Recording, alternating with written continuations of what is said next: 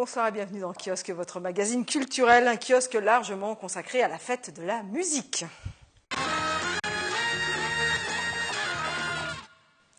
La fête de la musique, c'est le 21 juin, 34e édition, et on accueille sur ce plateau 4 invités. Catherine Atta, bonsoir. Vous êtes maire adjointe déléguée à la culture à Voisins-le-Bretonneux. À vos côtés, Marc Isaco, bonsoir. Vous êtes coordinateur du pôle musique et théâtre en charge des musiques amplifiées à Montigny. En face de vous, Jean-Pierre Pierre, bonsoir. Vous êtes le directeur de la batterie de Guyancourt. Et Jean-Adrien, bonsoir. Vous êtes chargé de mission jeunesse à la ville de Versailles, organisateur et programmateur des Vendredis du Rock. Alors vous allez nous décrire ce que l'on peut écouter, entendre et voir dans vos communes respectives. On va commencer par les femmes, honneur aux femmes.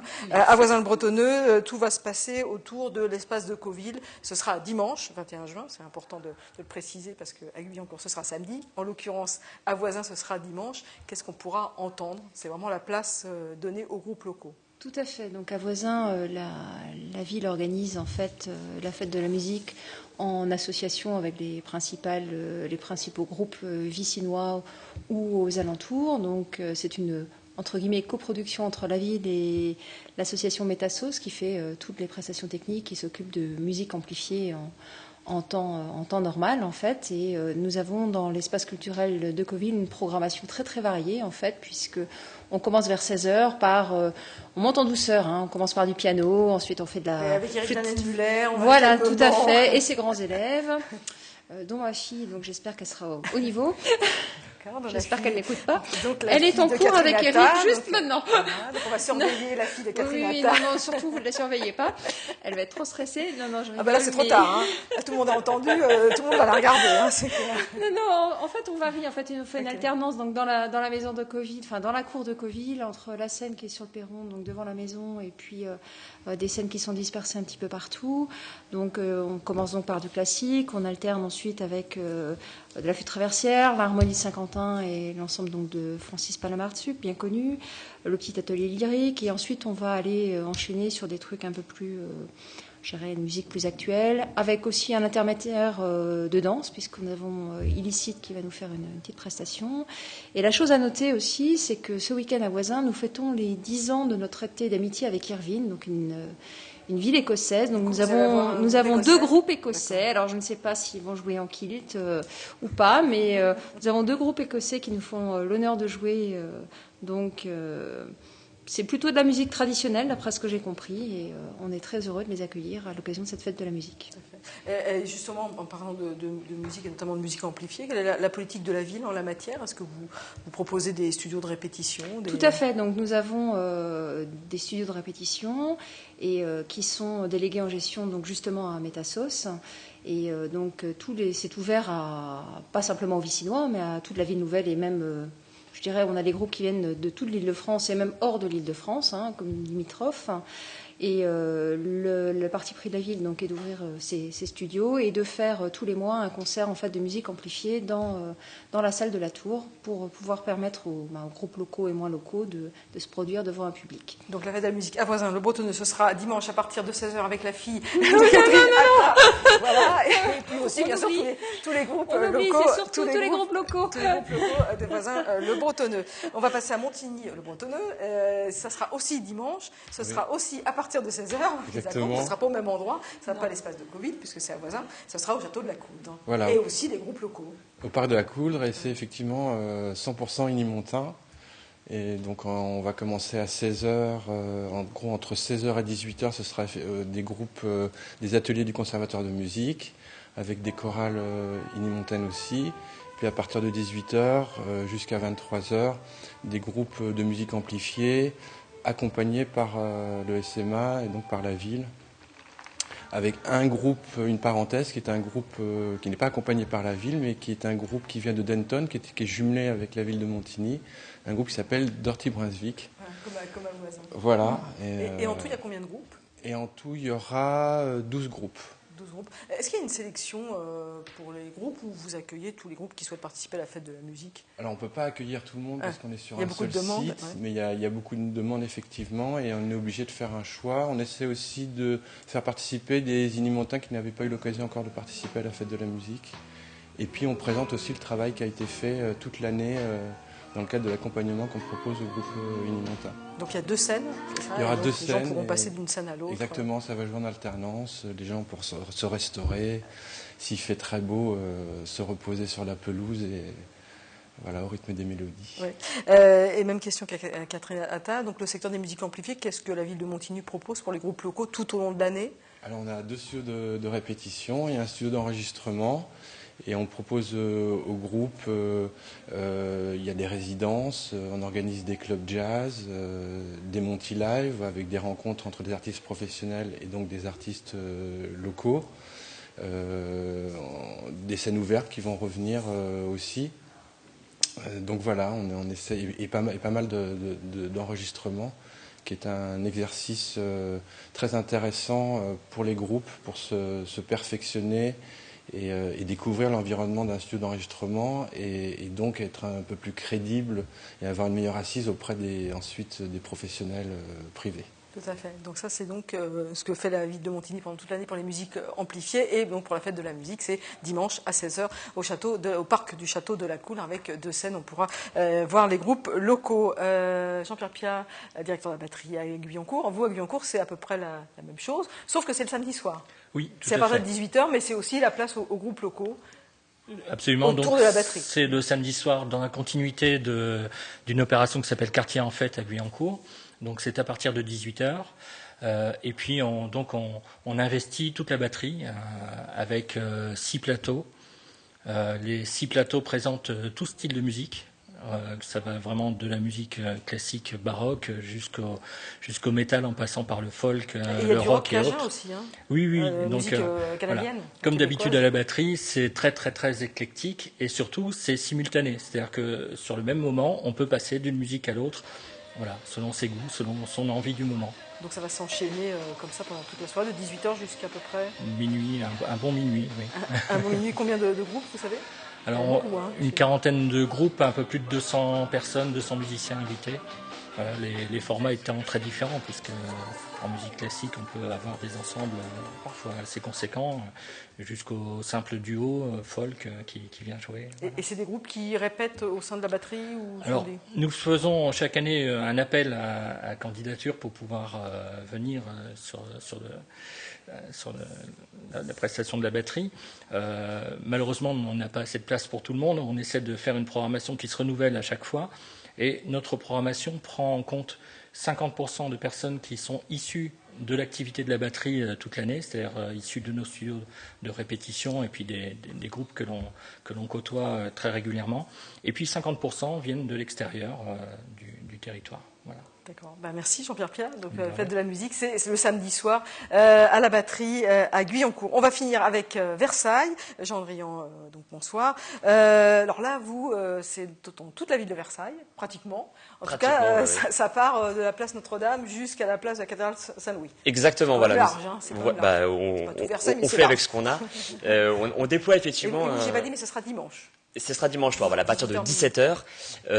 Et donc, on aura il y a un axe musical, en fait, une voie musicale qui se déploie de la place du marché Notre-Dame jusqu'à la cathédrale Saint-Louis. Et tout au long de cet axe, vous avez un panel de musiciens au style aussi riche que varié qui se déploie le long de cet axe, avec notamment des scènes qui mettent en avant certaines formations plutôt jeunes, plutôt locales, qui sont très talentueuses. Si on pouvait en retenir 3 d'ailleurs, je me permettrais de les citer, mais vous avez à 20h notamment place du marché une jeune femme qui s'appelle Clarisse, qui est une jeune Versaillaise qui a participé à la Nouvelle Star cette année, qui est très très talentueuse, qui est seule sur scène avec son piano, qui chante. Elle vient de sortir son premier EP. Ce sera l'un des moments forts en ouverture de la soirée. Vous avez un petit peu plus tard sur le parking de l'Europe un DJ qui s'appelle Dimi, qui lui aussi est versaillais. Dimi, il était venu une première fois à la fête de la musique il y a 2 ans. Il était inconnu, il était en début de soirée, personne ne le connaissait. Et 2 ans plus tard, c'est l'un des DJ les plus demandés. Il fait des tournées dans toute l'Europe.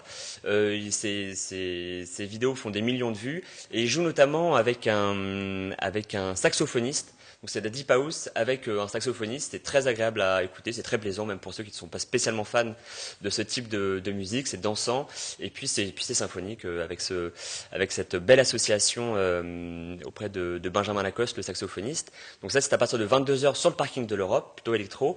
Et puis en fin de soirée, à 23h, vous avez le vainqueur des Vendredis du Rock, qui s'appelle Scully Circus, qui est un groupe extrêmement talentueux, qui était lauréat du Ricard Live, et qui est un groupe prometteur qui a gagné cette édition 2015 des Vendredis du Rock et qui clôturera sur la place du marché cette édition de la fête de la musique. Donc assez varié également à Versailles comme dans les autres communes. Une dernière juste question, c'est je présume une forte mobilisation, notamment beaucoup de bénévoles, beaucoup d'associations, beaucoup de bénévoles qui sont sollicités pour cette fête de la musique. Oui, absolument. Il y a à la fois des services techniques aussi qui sont mobilisés, qu'il faut remercier parce qu'ils sont sur le pont du samedi 0h au dimanche minuit et même le lundi matin. Et puis un nombre effectivement d'associations, de bénévoles, des gens qui s'impliquent tout au long de cette loi. Et je présume que dans les autres villes aussi, bénévoles aussi, beaucoup de bénévolat et évidemment les services techniques. Oui, beaucoup les services techniques effectivement qu'il faut remercier parce que sans eux on pourrait absolument rien faire. D'accord. Merci en tout cas à vous quatre d'être venus rapidement, mais sur la place de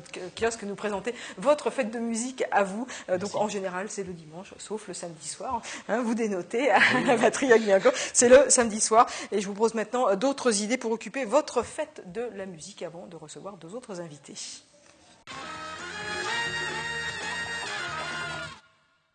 Merci. C'était rapide, mais comme ça. À Manille-les-Hameaux, fête de la musique autour du Cristal Bachet avec l'ensemble de William Byrd ce dimanche entre 15h et 17h au musée de Port-Royal des Champs.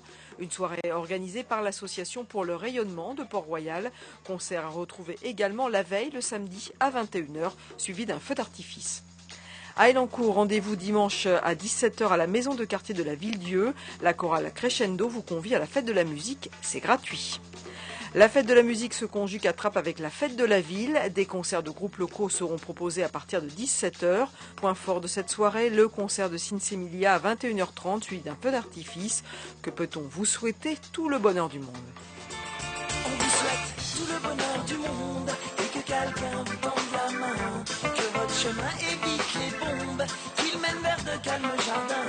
On vous souhaite tout le bonheur du monde, pour aujourd'hui comme pour demain. Que votre soleil éclaircisse l'ombre, qu'il brille d'amour au quotidien. À Maurepas, le rendez-vous est fixé ce samedi, allée de la Côte d'Or. Les élèves du Conservatoire de musique et d'art dramatique se produiront de 10h à 10h30, puis les chœurs de la Pléiade de 10h45 à 11h et encore le chœur Crescendo de 11h à midi. Pour la première fois, la ville de Bois d'Arcy organise la fête de la musique à la ferme de la Tremblay ce samedi. Concert à partir de 15h30 pour les plus jeunes dès 6 ans avec les courtes pattes. À noter à 20h45 le concert des Killer Frogs et à partir de 21h30 un battle entre les amateurs des Rolling Stones et les Beatles. L'entrée est libre. Et puis au Clé-sous-Bois, la fête de la musique s'appelle les Clé-Cybèles, un festival créé en 88. Début des concerts à 16h. En vedette cette année, Yannick Noah à 20h30 et Ben l'Oncle Soul à 22h30. L'entrée est libre. Je vous laisse avec la bande-annonce avant de retrouver nos nouveaux invités.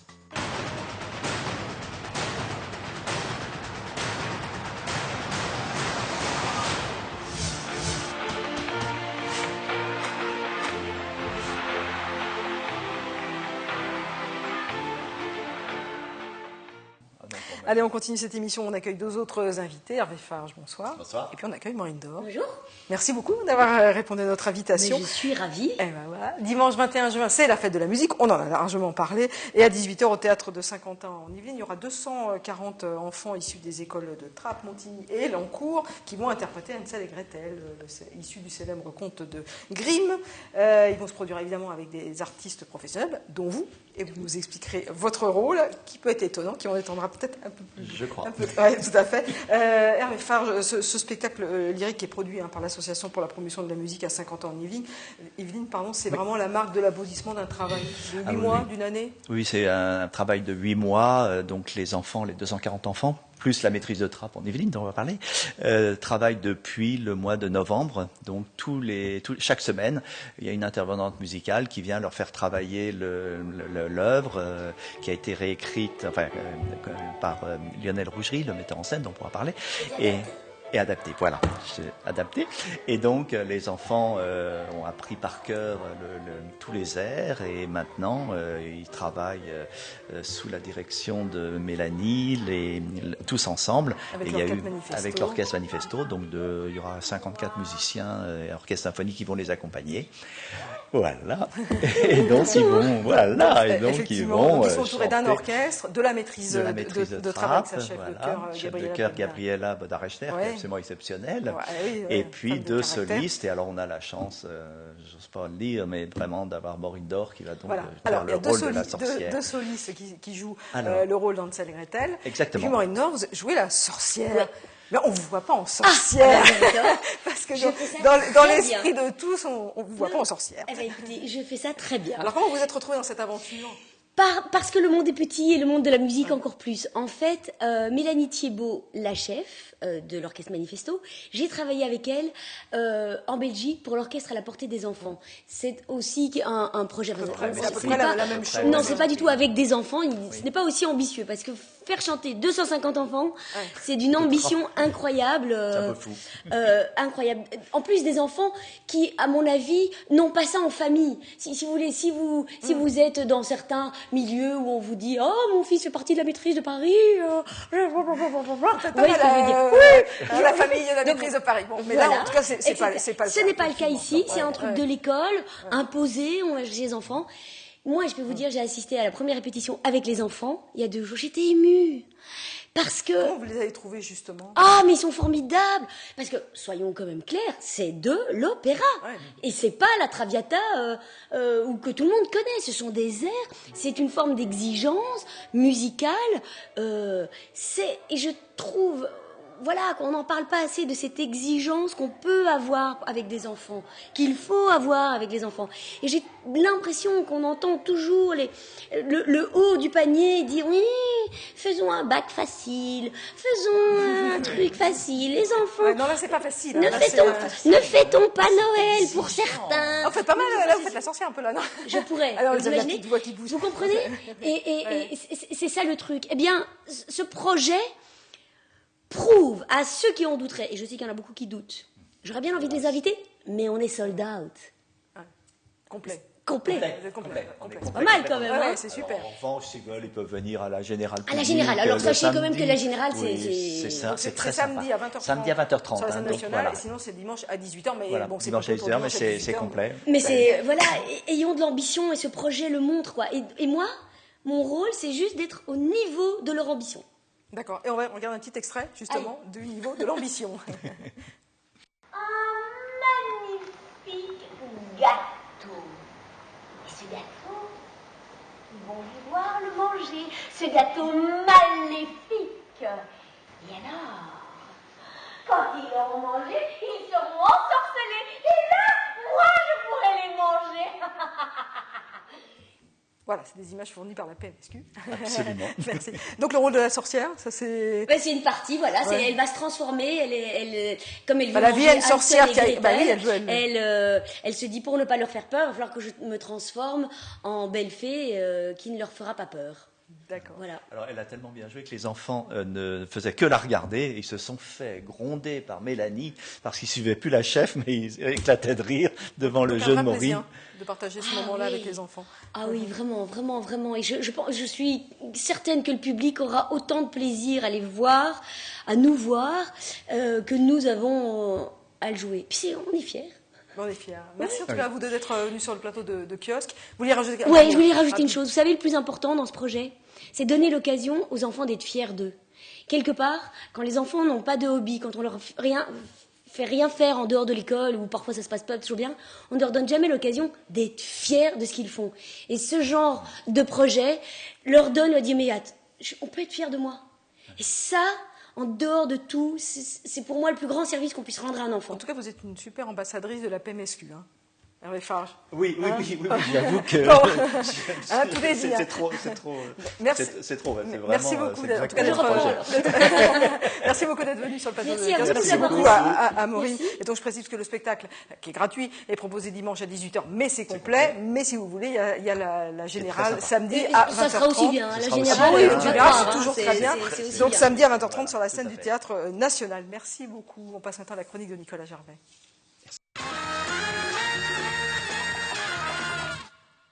Le Prisme à Elancourt présente sa nouvelle saison et pour nous en parler, Sabine Cossin. La semaine dernière, c'était la scène nationale, mais cette semaine, je me demande bien ce qu'il y aura au Prisme la saison prochaine. Bah, tu fais comme la semaine dernière, tu demandes à la directrice, Sabine Cossin. Ah d'accord. Une pluridisciplinarité, théâtre, musique, danse, chanson, quelques nouveautés bien sûr, on aura l'occasion d'en reparler. Après, on est toujours engagé dans la parité homme-femme puisque les femmes ont toujours un peu de retard, donc on donne un petit coup de pouce, voilà. Et puis très attaché au spectacle à voir en famille, ce partage entre parents, enfants, grands-parents, enfants.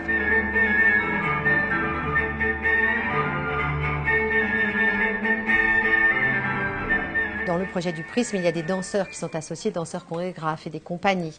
Donc évidemment, le public aura l'occasion non seulement de venir voir leurs créations, mais aussi de pouvoir faire des créations collectives avec eux. Donc ils sont nombreux, ils sont 5 quand même, chorégraphes qui résident au Prisme.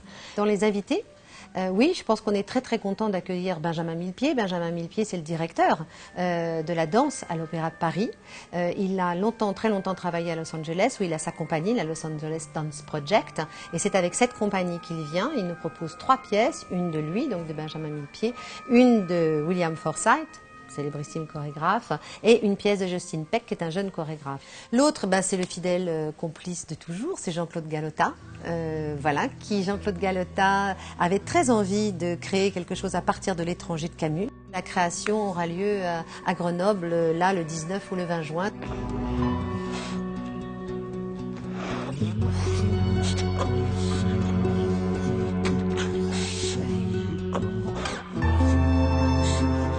De grands noms en théâtre. Oui, 12 spectacles de théâtre. Donc évidemment des spectacles à découvrir, je vous en parlerai après, mais effectivement de grands noms d'interprètes qui se sont attachés à des textes, et c'est très important. Alors le premier, et on ouvrira la saison le 3 octobre, avec Philippe Torreton, qui a choisi de dire des textes d'Alain Leprest pour redonner vie et force à ce frère de Brel et de Ferré. Ça me coule, ça me noie, ça me colle, tu dis rien. Tu sais bien que tout va y passer. Rimbaud, le cri, la guerre, Isabelle et l'alcool, maman, les putes et moi, Paris, Dieppe et Québec. Autre grand nom, le Molière 2015 du théâtre public, qui est André Dussolier. Et André Dussolier a fait le choix de jouer, de collaborer à la mise en scène du Novecento. C'est un enfant qui est né sur un paquebot, le Virginia, on est en 1940-50, et il n'est jamais descendu de ce paquebot. Il y aura grandi, il deviendra le plus grand pianiste de jazz du monde. Voilà, c'est le Novecento. Et il y aura un quartet de jazz sur la scène. Et le soir, quelquefois, on descendait tout en bas, sur le pont des Troisièmes. On jouait comme ça nous venait pour le plaisir, sans uniforme. Pour les émigrants qui jouaient avec nous, eux aussi. Des coups de cœur aussi? Ah oui, toujours. Et là, il y en a 2. Ils sont en théâtre, d'ailleurs. Alors, il y en a un tout premier, c'est un spectacle, on aura 4 représentations, c'est dans la petite salle, parce que c'est à la fois un spectacle un peu intime. Lilith. Donc Lilith, c'est la première femme des femmes, c'est la première que Dieu créa. Mais elle n'a jamais vraiment obéi ni à Adam ni à personne parce qu'elle a sa façon d'être indépendante et elle deviendra la reine des sorcières. Et c'est cette histoire que Julie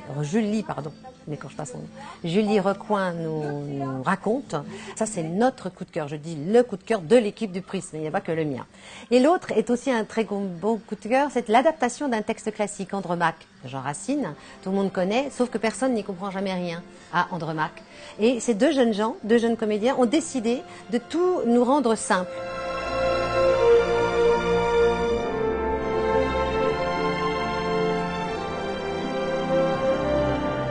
C'est une scène pour le jazz au Prisme. Alors on ouvre avec un grand nom, le géant de la basse, Marcus Miller, donc qui sera cet été dans les plus grands festivals de jazz. Il est un peu partout. Autre beau moment de musique partagé entre un homme et une femme, c'est Fatoumata Diawara, et Roberto Fonseca. Alors ils arriveront ici à Elancourt au Prisme juste après leur concert à Paris à la Villette. Lui, c'est le pianiste cubain de la musique cubaine aujourd'hui, le talentueux. Et elle est malienne. Et je pense que les gens la connaissent s'ils ont vu le film Timbuktu, puisqu'elle chante dedans.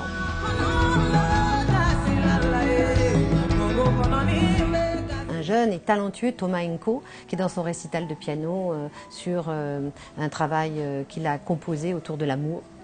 Et par contre, un autre pianiste, Baptiste Trottignon, qui est déjà venu ici et que les grands amoureux de jazz le connaissent. Et il revient à sa forme trio, la forme basique du jazz, donc avec son compère et complice de toujours Thomas Babry à la contrebasse et avec Jeff Ballard à la batterie qui a joué avec les plus grands. C'est un Américain et on est très content de l'avoir. Le trio Rosenberg, donc les frères Rosenberg qui nous arriveront des Pays-Bas, je crois, ils vivent aux Pays-Bas. Et du coup, ils ont l'habitude d'avoir des invités.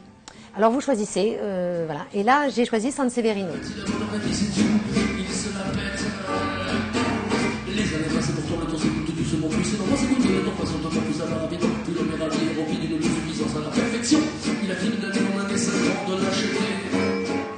Deux grands rendez-vous d'humour, essentiellement les clowns russes qui sont de Saint-Pétersbourg, les Semyoniki, des clowns fous qui nous emmènent dans un train express et on passe du voyageur au chef de gare, au contrôleur. C'est du théâtre gestuel, c'est une grande famille de clowns et c'est un très bon moment assuré. Et puis on finira la saison, le dernier spectacle de la saison en humour, avec Stéphane Guillon, alors qui nous revient très en forme.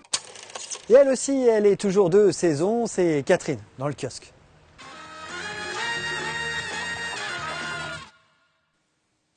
Et comme tous les mercredis, la chronique cinéphile avec le coup de cœur d'un professionnel du 7e art. Et ce soir, Cyril Haddad des Clés-sous-Bois.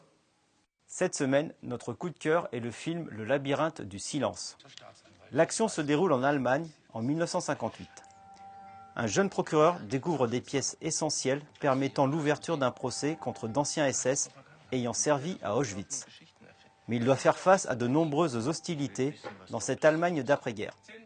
Déterminé, il fera tout pour que les Allemands ne fuient pas leur passé. Le labyrinthe du silence est inspiré de l'histoire vraie de Fritz Bauer, procureur général de Francfort, et de 3 procureurs travaillant pour lui qui furent à l'origine du procès Auschwitz qui se déroula dans les années 60. Réalisé avec passion et conviction, ce film est d'autant plus impressionnant qu'il s'agit d'un premier long-métrage formellement maîtrisé à travers une reconstitution soignée. Le cinéaste réussit un vrai tour de force en présentant ce récit méconnu comme un thriller palpitant. Il s'en sort remarquablement bien en ne filmant aucune reconstitution des camps et des exactions commises.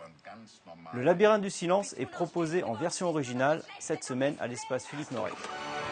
Ich will, dass diese Lügen und dieses Schweigen endlich aufhören. Cette émission est maintenant terminée. Merci de l'avoir suivi. Rendez-vous la semaine prochaine.